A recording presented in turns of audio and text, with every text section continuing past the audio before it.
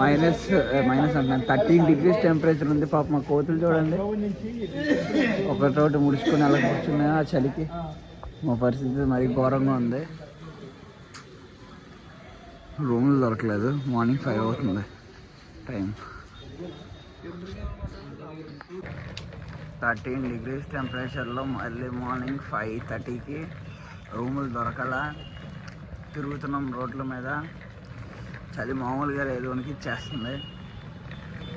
వెళ్తున్నాం near by temple. ఆ temple చూసిన తర్వాత కొంచెం ఈ కష్టాన్ని మర్చిపోతామేమో చూడాలి. బాబోయ్ చలి మటుకు ఒక రేంజ్లో ఉందమ్మా.